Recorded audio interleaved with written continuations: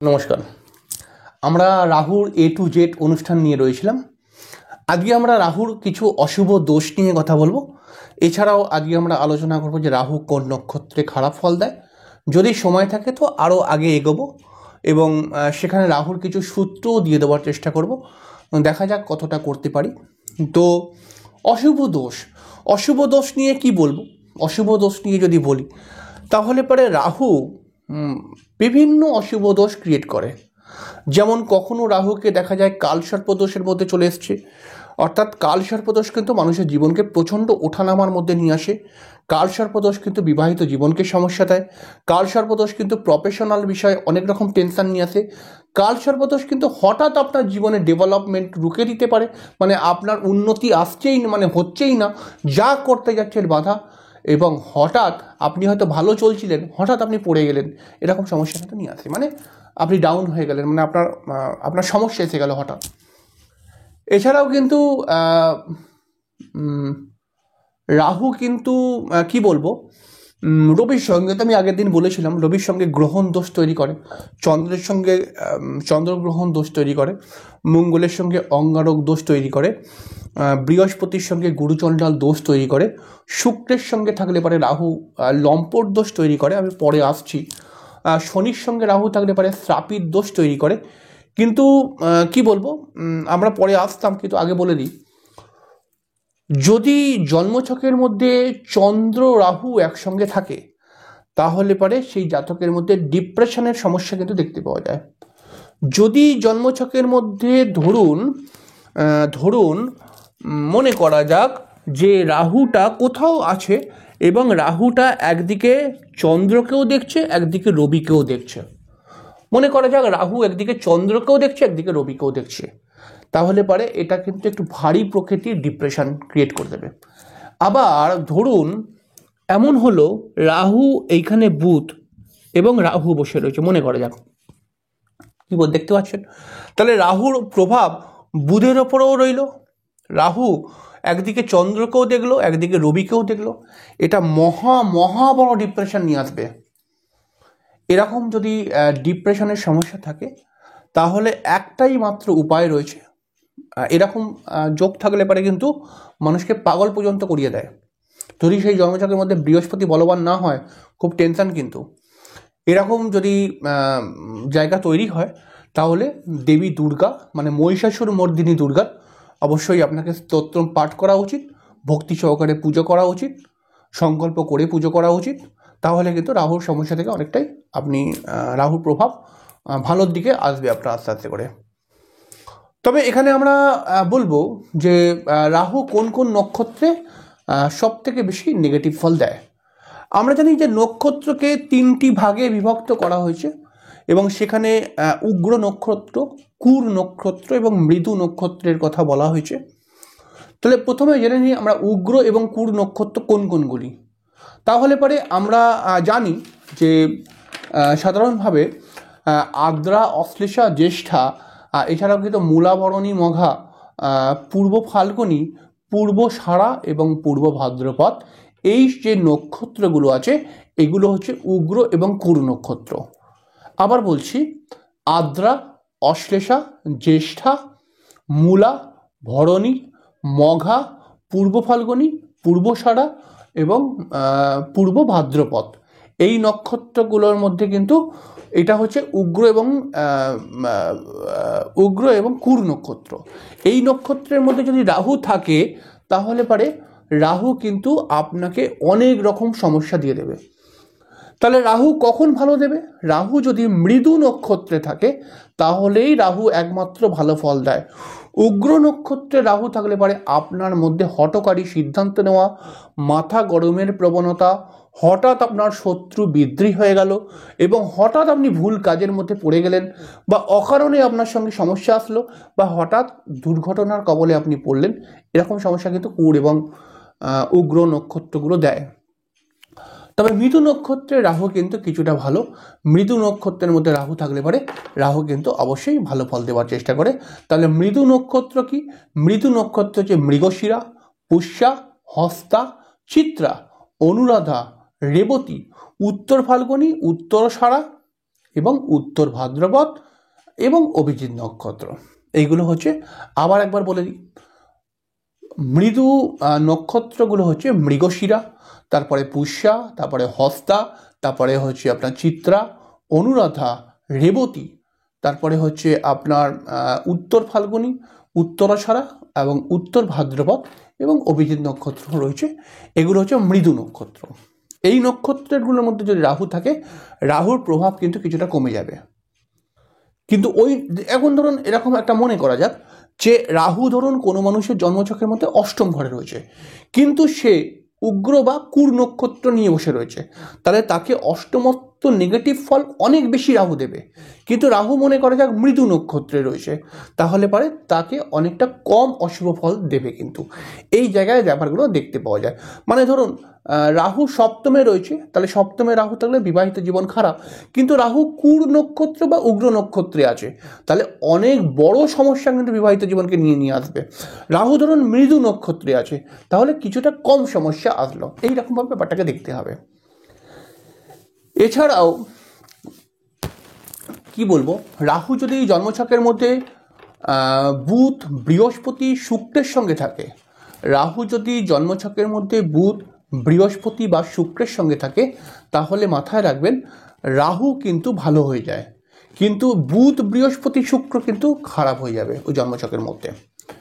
আর একটা কথা খেয়াল রাখবেন, রাহু যদি কোনো মানুষের রাহুর দশায় জন্ম হয়, রাহু ধরুন কারোর সঙ্গে রয়েছে বা কাউকে না কাউকে দৃষ্টি দিচ্ছে, যদি মনে করা যাক কোনো মানুষের রাহুর দশায় জন্ম হয়, কিন্তু সেই গ্রহটা মানে যেই গ্রহটাকে রাহু দেখছে বা যার সঙ্গে বসে আছে তার দশা মানে ওই জাতকের জীবনে কোনোদিনও এলো না। কি বলতে চাইছি বুঝছেন? মনে করা যাক রাহুর দশায় আপনার জন্ম হলো, কিন্তু যেই গ্রহটার সঙ্গে রাহু বসে রয়েছে বা রাহু দৃষ্টি দিচ্ছে তার দশা আপনি পেলেনই না, তাহলে কিন্তু রাহু মানে বয়সের কোনো না কোনো সময় আপনাকে ডেভেলপ দেবেই দেবে। কিন্তু রাহু ধরুন রাহুর দশায় জন্ম নিলেন, কিন্তু রাহু যার সঙ্গে বসে রয়েছে বা যাকে দেখছে তার দশা হয়তো আপনার 40 বছর বয়সে এসে গেল, তাহলে এই বয়সের এই যে দশা, মনে করা যায় একটা কমসে কম 10 বছর ধরে এই দশাটা চলবে। এই 10 বছরের মধ্যে আপনি সব থেকে বিফল হয়ে যাবেন, মানে আপনাকে ড্যামেজ করে দেবে কিন্তু এই দশাটা। তো এরপরে আমি কি বলবো, যে রাহু যদি জন্মছকের মধ্যে, আমি তো বললাম প্রথমে, তৃতীয়, ষষ্ঠ, 11th হাউসে থাকে, তাহলে পরে তো রাহু ভালো হয়ে যায়। এবং এইখানেই শুধুমাত্র রাহু থাকলে, তৃতীয়, ষষ্ঠ, 11th হাউসে রাহু থাকলে তবেই একমাত্র গোমেদ পড়া উচিত। আর কোনো স্থানে শাস্ত্রীয় নিয়ম অনুসারে গোমেদ পড়তে বলা হয়নি। এইবার এটা যদি গোমেদ দিয়ে থাকে জ্যোতিষের নিজস্ব ক্যালকুলেশন, যদি এরকম হয় তৃতীয়, ষষ্ঠ, 11th হাউসটা রাহুর মিত্রক্ষেত্র, কি বললাম বুঝতে পেরেছেন? তৃতীয়, ষষ্ঠ, 11th হাউসটা রাহুর মিত্রক্ষেত্র, তাহলে পরে অবশ্যই গোমেদ পড়ুন, আপনার ডেভেলপ হয়ে যাবে। কি বলছি বলতে পেরেছেন? আরেকটা কথা খেয়াল রাখবেন, দ্বিতীয় এবং এই যে আমরা যে দ্বিতীয় ভাবটা দেখতে পাচ্ছেন নিশ্চয়ই, এই যে দ্বিতীয় ভাবটা, এই অষ্টম ভাবটা, মানে আপনার লগ্নের কোথাও না কোথাও তো দ্বিতীয় হবে বা অষ্টম হবে, এবং এই দ্বাদশ ভাবটা, এই কটা ভাবের মধ্যে রাহু সব থেকে বেশি নেগেটিভ ফল দেয়। এই ঘরগুলোর মধ্যে যখন রাহু থাকবে, ব্যাপারটাকে খুব হালকাভাবে নেবেন না। এইখানের মধ্যে রাহু থাকলে পারে কিন্তু অবশ্যই রাহুর দান করার চেষ্টা করুন, এবং রাহুর জন্য কিন্তু কালো ডালের দান করা হয়, রাহুর জন্য তিল দান করার কথা বলা হয়েছে, রাহুর জন্য লোহা দান করার কথা বলা হয়েছে। এবার ধরুন লোহা কাকে দান করবেন, ধরুন একটি কোনো পাড়ার মধ্যে মন্দির হচ্ছে, সেখানে আপনি লোহার কিছু দান করলেন, মানে লোহার একটা পাখা দিলেন হয়তো, বা লোহার একটা গেট দিয়ে দিলেন যদি আপনার ক্ষমতা থাকে, বা আপনি আপনার যতটা ক্ষমতা ততটা অনুসারে দেবেন, কিন্তু দান করা অবশ্যই উচিত সংকল্প করে, বারবার বলছি। এবারে রাহু সম্পর্কে আরও বুঝুন। রাহুর কয়েকটা সূত্রকে মাথায় রাখুন। আমি এখানে কি লিখেছি, যে আমি তো রাহুর দশাকে নিয়ে বললাম, এছাড়া হচ্ছে রাহুর কিছু সূত্রগুলোকে নোট করে রাখুন। প্রথম সূত্র মনে রাখবেন, রাহু যেই রাশিতে বসে রয়েছে একা হোক, যেই রাশিতে বসে রয়েছে একা, এবং সেই রাশির অধিপতি যদি রাহুর ওপরে রাহু যেই রাশিতে বসে রয়েছে সেই রাশিতে রাহু ধরুন একা বসে রয়েছে এবং সেই রাহুর ওপরে কোনো গ্রহের দৃষ্টি নেই। আমি কি বলতে চাইছি বুঝেছেন? রাহু জন্মছকের মধ্যে কোনো ঘরের মধ্যে একা বসে রয়েছে এবং সেই রাহুর ওপরে কোনো গ্রহের দৃষ্টি নেই, তাহলে পারে রাহু কিন্তু ওই ঘরটি মানে ওই রাশিটি, যেই রাশিতে রাহু বসে রয়েছে ওই রাশির মালিকের মতো পজিটিভ ফল দিয়ে যাবে। এবং খেয়াল রাখবেন, ধরুন রাহু যেখানে বসে রয়েছে সেখানে রাহুর উপর কোনো গ্রহের দৃষ্টি নেই, তাহলে তো রাহু এই ঘরের মালিকের পজিটিভ ফল দেবে। কিন্তু ধরুন মনে করা যাক রাহু যেখানে বসে রয়েছে রাহুর ওপর তো কোনো দৃষ্টি নেই, কিন্তু এই ঘরের মালিকটাও কোনো ভালো প্লেসমেন্টে মানে কেন্দ্রকোণ 11th হাউসে বসে রয়েছে, তাহলে রাহু আপনাকে কি বলবো অনেক অনেক ডেভেলপ দিয়ে দেবে। লিখে রাখবেন সূত্রগুলো। রাহু যদি কোনো নেগেটিভ গ্রহের সঙ্গে থাকে, ধরুন মনে করা যাক এখানেই আমি লিখছি, রাহু ধরুন নেগেটিভ গ্রহ বলতে রবি, মঙ্গল, এরকম আর কি বলতে চাইছি, শনি, এই রাহু যদি ধরুন নেগেটিভ, রাহু ধরো রবির সঙ্গে রয়েছে, রাহু ধরো মঙ্গলের সঙ্গে রয়েছে, রাহু ধরো শনির সঙ্গে রয়েছে, তাহলে এই নেগেটিভ গ্রহগুলোর নেগেটিভ মানে অশুভত্ব অনেক অংশে বেড়ে যায়। আবার ধরুন রাহু ধরুন কোনো শুভ গ্রহের সঙ্গে আছে, ঠিক আছে, এটা হচ্ছে আর একটা হচ্ছে ভালো চন্দ্র, পূর্ণিমার চন্দ্র, তো এরকম গ্রহের সঙ্গে আছে, তাহলে পরে এই গ্রহগুলোর শুভত্ব, এই রাহু যদি কোনো নেগেটিভ গ্রহের সঙ্গে থাকে তাহলে রাহুর অশুভত্ব, এই মানে নেগেটিভ গ্রহগুলোর অশুভত্ব অনেকাংশে বেড়ে যাবে। রাহু যদি শুভ গ্রহের সঙ্গে থাকে তাহলে রাহুর পজিটিভিটি কিন্তু অনেক বেড়ে যাবে, কিন্তু এই গ্রহগুলো নেগেটিভ ফল দিতে শুরু করে যাবে, মানে গ্রহের মতো ফল দেবে না হয়তো, কিন্তু এই গ্রহগুলোরও অশুভত্ব দেখতে পাওয়া যাবে, কিন্তু রাহুটা ভালো হয়ে যাবে। কি বললাম বুঝতে পারছেন? রাহু যদি কোনো শুভ যোগের মধ্যে চলে আসে, যেমন ধরুন আপনার কোনো কেন্দ্রপতি কোণপতির সঙ্গে সম্পর্ক করেছে কোনো কেন্দ্র বা কোণেতে, মনে করা যাক যে আপনার ধরুন একটা ধনযোগ, আপনার ধরুন নবমপতি এবং 11th হাউসের অধিপতি পঞ্চম ঘরে বসে রয়েছে, মনে করা যাক এটা ভাবুন, এবং ওখানে রাহুও চলে এসছে, তাহলে রাহু যখনই কোনো শুভ যোগের আন্ডারে চলে আসবে তখন কিন্তু সেই যোগের শুভত্বকে অনেকাংশে বৃদ্ধি করিয়ে দেবে। আবার কোনো নেগেটিভ দোষের মধ্যে যদি রাহু চলে আসে, ধরুন আপনার একটি খুব নেগেটিভ মাঙ্গলিক দোষ ক্রিয়েট হয়েছে এবং সেখানে কোথাও না কোথাও থেকে রাহুও সেই মঙ্গলটাকে দেখছে, তাহলে মাঙ্গলিক দোষের নেগেটিভিটি আরও 50% বাড়িয়ে দেবে রাহু। বুঝতে পেরেছেন? যদি রাহু চতুর্থ, পঞ্চম, দশম 11th হাউসে থাকে, যদি রাহু কারোর জন্মছকের মধ্যে চতুর্থ, পঞ্চম, দশম এবং 11th হাউসে থাকে, তাহলে পারে মাথায় রাখবেন সেই জাতকের রাহুর দশা ভালো যাবে। যদি ধরুন কারোর রাহু চতুর্থ, পঞ্চম, দশম 11th হাউসে রয়েছে, তাহলে পারে সেই জাতকের রাহুর দশা ভালো যাবে, কিন্তু এই ঘর মানে এই চতুর্থ ঘরের মালিকটা একটা হবে, পঞ্চম ঘরের মালিকটা একটা হবে, এই 11 বা দশম ঘরের মালিকটা একটা হবে, সেই ঘরের মালিকগুলোর দশা সেই জাতকের ক্ষেত্রে অনেক খারাপ হয়ে যাবে। খেয়াল রাখবেন, রাহু যদি জন্মছকের মধ্যে কেন্দ্র কোণে থাকে এবং ওই ঘরের মালিকও, রাহু ধরুন জন্মছকের মধ্যে কেন্দ্র মানে হচ্ছে 4, 7, 10 লগ্ন এবং কোণ মানে হচ্ছে 5, 9 লগ্ন আর কি, যদি এরকম জায়গায় থাকে এবং ওই ঘরের মালিকও যদি বলবান হয়, মানে ওই ঘরের মালিকও ধরুন ভালো প্লেসমেন্টে আছে, তাহলে কিন্তু রাহু রাজযোগ দিয়ে দেয়। আবার রাহু যদি তৃতীয় ঘরে থাকে এবং তৃতীয় ঘরে যদি রবি বা শনির সঙ্গে থাকে, তাহলে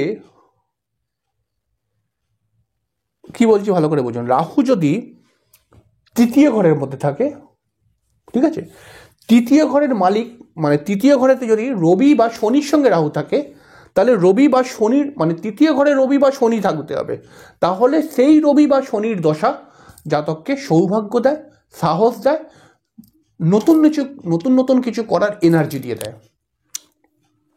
লিখে রাখবেন, জন্মছকের মধ্যে তৃতীয় ঘরে যদি বুধ থাকে, তৃতীয় ঘর মানে বুঝতেই পারছেন, মানে আপনার লগ্নের তৃতীয় ঘরের মধ্যে যদি বুধ থাকে, তাহলে পারে রাহুর দশা যদি চলে, এরকম অবস্থায় যদি রাহুর দশা, মানে রাহু জন্মছকের মধ্যে যেখানেই থাকুক, রাহুর দশা যদি চলে, তাহলে আপনাকে ভীতু বানিয়ে দেবে।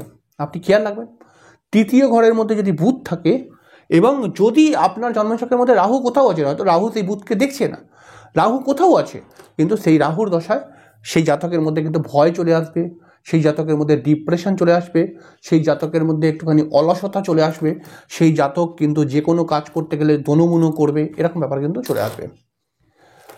রাহুর সঙ্গে যদি 2 বা 2-এর অধিক গ্রহ থাকে, তাহলে 2 বা 2-এর অধিক গ্রহগুলো যেগুলো আছে, সেই গ্রহগুলোর মধ্যে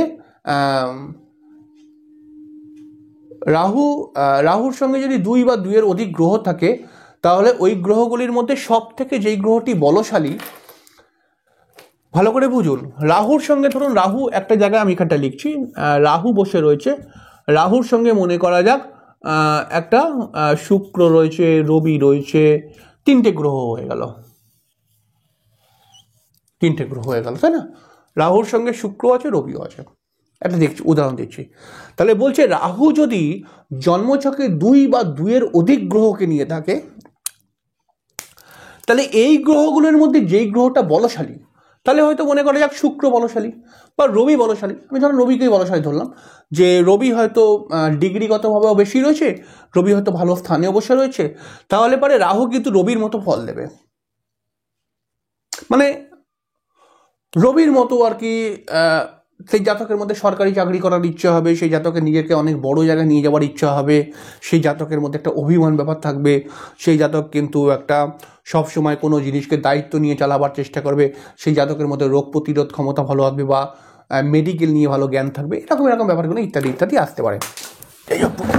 এক মিনিট, হ্যাঁ, এবারে কি বলছি, রাহু যদি বৃহস্পতির সঙ্গে থাকে, তাহলে পারে রাহু কিন্তু শুভ হয়ে যায়। কিন্তু যদি প্রথমে বলেছিলাম, রাহু যদি বৃহস্পতির সঙ্গে থাকে, একটা লিখে দিই, রাহু যদি বৃহস্পতির সঙ্গে থাকে, তাহলে আমরা জানি এটা গুরুচণ্ডাল দোষের কথা ছেড়ে দিন। রাহু যদি বৃহস্পতির সঙ্গে থাকে, তাহলে রাহু ভালো হয়ে যাবে। কিন্তু যদি ওই জাতকের কোনোদিন বৃহস্পতির দশা আসে, তাহলে ওই জাতককে বরবাদ করে দেবে, সমস্যা এনে দেবে। যখনই কোনো রাজনীতিবিদ বা কোনো অভিনেতা জন্মছক দেখবেন, তখন কিন্তু বিশেষভাবে রাহু কেমন আছে এটা আগে দেখা উচিত।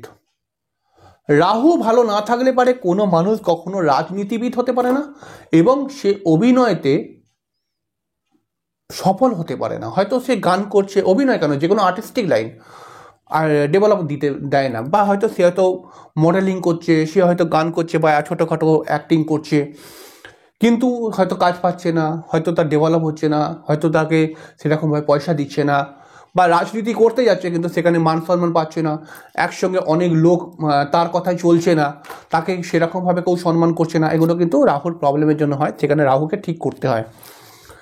এছাড়াও গোচরটাকে নিয়ে একটুখানি বলে দিই। রাহু গোচরটা লেখা হয়নি, সবসময় খেয়াল রাখবেন, রাহু আপনার জন্মছকের গোচরে যেখানে থাকবে, ভালো করে বুঝুন, রাহু আপনার জন্মছকের গোচরে, এখন আপনার জন্মকালীন রাহু বলছি না, গোচরে রাহু যেখানে থাকবে, ওইখান থেকে যখন চন্দ্র গোচর করবে, ধরুন রাহু এখন গোচরে এখানটায় রয়েছে, সেটা আপনার যেখানেই থাকুক, ঠিক আছে, যখন যখন চন্দ্র গোচর করবে, ঠিক আছে, রাহু আপনার গোচরে যেখানে থাকবে সেখান থেকে যখন যখন আপনার চন্দ্র গোচর করবে, তাহলে চন্দ্র যেই ভাবের মালিক সেই ভাব সংক্রান্ত লাভ দেবে। ভালো করে বুঝুন, রাহু গোচরে যেইখানে থাকবে সেখান থেকে যখন চন্দ্র গোচর করবে, মানে চন্দ্রও তো গোচর করছে, তাহলে চন্দ্র আপনার যেই ভাবের মালিক সেই ভাবটি সম্পর্কে আপনি লাভ পাবেন। তাহলে চন্দ্র যদি আপনার ধরুন পঞ্চম ঘরের মালিক, তাহলে এডুকেশন বিষয়ে কোনো লাভ, কারোর সন্তান লাভ আসতে পারে, তবে সন্তানের ক্ষেত্রে তো 4 দিনে হবে না, নতুন প্রেম চলে আসতে পারে, হঠাৎ লটারিতে কিছু পয়সা পেয়ে গেলেন, তাহলে এরকম ব্যাপারগুলো বলতে চাইছি আর কি, হঠাৎ হঠাৎ লাভ দিয়ে দেবে। সাধারণভাবে আমরা সবাই জানি রাহু কিন্তু সর্বদা বক্র গতিতে চলে, মানে সমস্ত গ্রহ এরকমভাবে যায়, এরকমভাবে সমস্ত গ্রহ যায়, রাহু কিন্তু এরকমভাবে যায়, ঠিক আছে, মানে দৃষ্টিটা বক্র গতিতে চলে। তাহলে মাঝে মাঝে রাহুর গতি কিন্তু প্রচণ্ড স্লো হয়ে যায়, মানে একটি রাশির মধ্যেই অনেকক্ষণ ধরে বসে থাকে, এরকম ধীর গতিকে বলা হয় অস্তমন গতি। আমরা কি বলবো, অস্তমন নয়, অস্তম্ভন বলবো কথাটা। রাহুর গতিটা যখন দেখবেন কোনো কোনো সময় রাহু তো বক্রগতিতে একটা নির্দিষ্ট নিয়মে যাচ্ছে, অ্যাস্ট্রোনমিক্যাল হিসাব রয়েছে, তো রাহু যখন যখন কোনো কোনো সময় দেখতে পাবেন যে রাহু যেন মনে হচ্ছে মার্গি চলছে, মানে বক্রগতিতে চলে কিন্তু মনে হচ্ছে মার্গি যাচ্ছে, বা কোনো মনে হচ্ছে যেন একটা জায়গা স্থির আছে, তাহলে এটাকে বলা হয় অস্তম্ভন গতি। এই গতিকে অস্তম্ভন গতি বলা হয়। আমরা সবাই জানি যে রাহু একটি রাশিকে পার করে, একটি রাশিকে পার করতে রাহুর 18 মাস সময় লেগে যায়। রাহুচন্দ্র যদি কারোর লগ্নে থাকে এবং সেই জন্মছকের মধ্যে যদি পঞ্চম নবমে যদি কোনো কুর গ্রহ থাকে, ভালো করে বুঝুন, রাহু চন্দ্র যদি কারোর লগ্নে থাকে এবং সেই জন্মছকের মধ্যে যদি তার পঞ্চম নবমে কোনো নেগেটিভ গ্রহ থাকে, মাফ করবে, তাহলে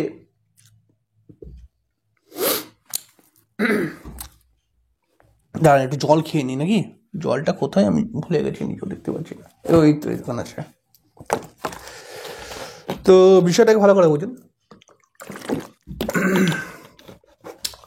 তাহলে আমি কি বললাম, যে ধরুন কারোর লগ্নের মধ্যে চন্দ্র রাহু বসে রয়েছে এবং সেই জন্মচকের মধ্যে সেই জাতকের মধ্যে পঞ্চম বা নবম ঘরে কোনো কুর গ্রহ আছে, তাহলে কুর গ্রহ কি কে? কুর গ্রহ হচ্ছে রবি, শনি, মঙ্গল, এগুলো কুর গ্রহ পঞ্চম নবমের মধ্যে আছে, তাহলে পরে এইটা কিন্তু পিশাচ যোগ তৈরি করে দেয়। এই যোগেতে অকারণে বাঁধা, অকারণে জীবনে ঝুট ঝামেলা, যেটা করতে চাইছেন সেটা হতে চাইছে না, এবং বেশিক্ষণ সুখ আপনার ঘরে স্টে করবে না, বিবাহিত জীবন এবং পারিবারিক জীবন নিয়ে বিভিন্ন সমস্যা চলেই আসবে এরকম পিশাচ যোগে। এরকম যোগ থাকলে পারে সেই জাতক অনেক সময় ভৌতিক সমস্যার মধ্যে পড়ে, আর বেশ কিছু সময় দেখা যায় পূর্বপুরুষদের একটা রুষ্টতা, পূর্বপুরুষের ছাপ পেয়ে যায়। এর জন্য কিন্তু পূর্বপুরুষ শান্তি করানো উচিত, এবং এই যখন ব্যাপার থাকলে পারে যদি প্রবলেম হচ্ছে তাহলে পারে সঠিক রেমেডি করা উচিত। এর বেশ কিছু তান্ত্রিক রেমেডি হয় এসব বিষয়ে। তো এগুলো তো বললাম, এছাড়াও কিন্তু আরও কয়েকটা কথা বলবো। রাহু মিথুন অথবা বৃষ রাশির মধ্যে আমরা জানি উচ্চস্থ, এবং বৃশ্চিক বা ধনু রাশির মধ্যে আমরা জানি নিচস্থ, এবং উচ্চস্থ হলে পরে প্রথমে বলেছিলাম যে খুব ভালো, নিচস্থ হলে তো খুব খারাপ, এরকম কোনো রকম ভুল ধারণা আপনি রাখবেন না। রাহু যদি উচ্চস্থ হয়ে যায় তবুও আপনাকে সমস্যা দিতে পারে, রাহু যদি নিচস্থ হয়ে যায় তবুও আপনাকে সমস্যা দিতে পারে, রাহু উচ্চস্থ হলে পরেও আপনাকে কিছু না দিতে পারে, নিচস্থ হয়ে রাহু কিন্তু আপনাকে অনেক টাকা লটারি দিয়ে দিতে পারে, রাহুর কাছে কোনো ক্যালকুলেশন মিলবে না, কথা রাখবেন। রাহু যেখানে বসে, যেখানে রাহু বসছে তার বিপরীতে রাহু কিন্তু পঞ্চম, সপ্তম, নবম ঘরকে দেখে। এবং সবসময় খেয়াল রাখবেন, রাহু তৃতীয়, ষষ্ঠ, 11th হাউসে তো অবশ্যই ভালো, তবে ওই ঘরের মালিকটাকেও ভালো হতে হবে, তবেই রাহু কিন্তু ভালো ফল দেবে। রাহু যদি শুক্র, বুধ বা শনির ঘরে থাকে তাহলে কিন্তু রাহু যদি শুক্র, বুধ বা শনির ঘরে থাকে এবং এবং রাহু যদি রাহু যদি শুক্র, বুধ বা শনির ঘরে থাকে এবং ওই ঘরটি যদি কেন্দ্র হয়, ভালো করে বুঝুন, রাহু যদি শুক্র, বুধ বা শনির ঘরে থাকে এবং ওই ঘরটি যদি কেন্দ্র হয়, কেন্দ্র মানে কি 1, 4, 7, 10 কেন্দ্র হয়, রাহু আপনাকে মালামাল করে দেবে, মাথায় রাখবেন। এছাড়াও আমি বলবো, যে কোনো গ্রহের যদি দশা পড়ে এবং সেই গ্রহের দশার সঙ্গে যদি সেই গ্রহের দশার মধ্যে রাহুর অন্তর্দশা পড়ে, তাহলে এটা কখনো কোনো গ্রহের দশার ক্ষেত্রেও ভালো যায় না। মানে ধরুন আপনার রবির দশা চলছে এবং রাহুর অন্তর্দশা এসে গেল, হয়তো আপনার শনির মহাদশা চলছে এবং তার মধ্যে রাহুর অন্তর্দশা এসে গেছে, হয়তো আপনার বুধের মহাদশা চলছে, তার মধ্যে রাহুর অন্তর্দশা এসে গেছে। রাহুর এই অন্তর্দশাটা কিন্তু কোনো গ্রহের জন্য ভালো নেই। রাহুর অন্তর্দশা সবসময় খারাপই হয়। রাহু যদি জন্মছকের মধ্যে কোনো শুভ গ্রহের সঙ্গে থাকে, মানে শুভ গ্রহ মানে বুধ, শুক্র, বৃহস্পতি এবং পূর্ণিমা চন্দ্র, এরকম অবস্থাতে রাহুর মহাদশা জাতককে অনেক ভালো দেয়। কিন্তু এই গ্রহগুলোর মহাদশা জাতক রাহু মানে এই গ্রহগুলোর মহাদশা চলে জাতক অনেক সমস্যার মধ্যে পড়ে যায়। রাহু যদি জন্মছকের মধ্যে বুধ, শুক্র, বৃহস্পতি বা শুভ চন্দ্রের সঙ্গে থাকে তাহলে পারে রাহুর মহাদশা আপনার জন্য খুব ভালো হয়ে যাবে। কিন্তু এই গ্রহগুলো যার সঙ্গে রাহু আছে সেই গ্রহের দশা যখন আপনার আসবে, আপনার জীবনে সমস্যা বেড়ে যাবে। এছাড়া রাহু কোথায় উচ্চ লাভ ক্ষতিতে বললাম, রাহু কোন স্থানে বেশি খারাপ, তাহলে এখানে বলা হচ্ছে রাহু সব থেকে খারাপ ফল দেয় সিংহ, মেষ, বৃশ্চিকে। এই তিনটে জায়গায় রাহু কিন্তু সব থেকে খারাপ। তার থেকে কিছুটা কম খারাপ আমরা কিন্তু জানি কর্কটের ঘরে কিন্তু তার থেকে কিছুটা কম খারাপ ফল দেয়। এরপরে লাস্ট ধনু ও মীনের ঘরেতে রাহু খারাপ ফল দেয়। তাহলে ফার্স্ট রেঞ্জে খারাপ জিতছে সিংহ, মেষ এবং বৃশ্চিক, মানে রবি মঙ্গলের ঘরটায় রাহু সব থেকে অধিক খারাপ ফল দেয়। তারপরে কিছুটা কম খারাপ দেয় কর্কটের ঘরে, তার থেকে আর একটু কিছুটা কম খারাপ দেয় মীন এবং ধনুর ঘরটা, মানে বৃহস্পতির ঘরটা। রাহু যদি এইসব ঘরে থাকে তাহলে পারে কিন্তু সেই জাতকের জীবনে হঠাৎ বদনাম, সেই জাতকের পেটের সমস্যা, কোনো দীর্ঘমেয়াদী রোগ, কোনো জন্তু জানোয়ার তাকে দংশন করলো, এরকম প্রবলেম কিন্তু চলে আসতেই দেখা যায়। তবে রাহু যদি পঞ্চম বা নবমে থাকে, রাহু যদি পঞ্চম বা নবমে থাকে দ্বিতীয় বা সপ্তম পতিকে নিয়ে, ভালো করে বুঝুন, রাহু যদি পঞ্চম বা নবমে থাকে আর মনে করুন এই পঞ্চম বা নবমে রয়েছে, এখানে দ্বিতীয় পতি বা সপ্তম পতি রয়েছে বা সপ্তম পতি রাহুকে দেখছে, এরকম একটা যে কোনো কন্ডিশন, তাহলে কিন্তু রাহু আপনাকে মারকের ফল দিয়ে দেয়। তো এই জায়গাটা আমরা তো বললাম। এছাড়াও আর একটা কথা বলে শেষ করব, তৃতীয় একাদশ বা কোনো তৃতীয় একাদশ বা কোনো জায়গায় কেন্দ্রস্থানেও যদি রাহু থাকে এবং সেই রাহু যদি দেখুন একটা কথা খেয়াল রাখুন, রাহু যদি কেন্দ্রস্থানে থাকে এবং এই রাহুকে ধরো কেন্দ্রস্থান মানে কি 1, 4, 7, 10, রাহু মনে করা যাক কেন্দ্রস্থানে রয়েছে, এই কেন্দ্রস্থানে রাহুটাকে মনে করা যাক কোনো কোণের মালিক দেখছে, তাহলে কোণের মালিককে তাহলে আমি একটুখানি বুঝিয়ে দিই যে ব্যাপারটাকে বুঝুন।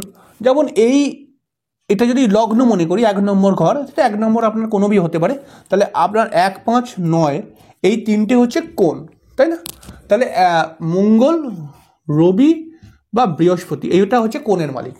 তাহলে রাহু আপনার কেন্দ্রে বসে রয়েছে মনে করা যাক এই জায়গাটায়, এবং এই রাহুকে এই মঙ্গল, রবি, বৃহস্পতির মধ্যে কেউ একজন দেখছে, তাহলে রাহু আপনাকে রাজযোগের ফল দিয়ে দেবে।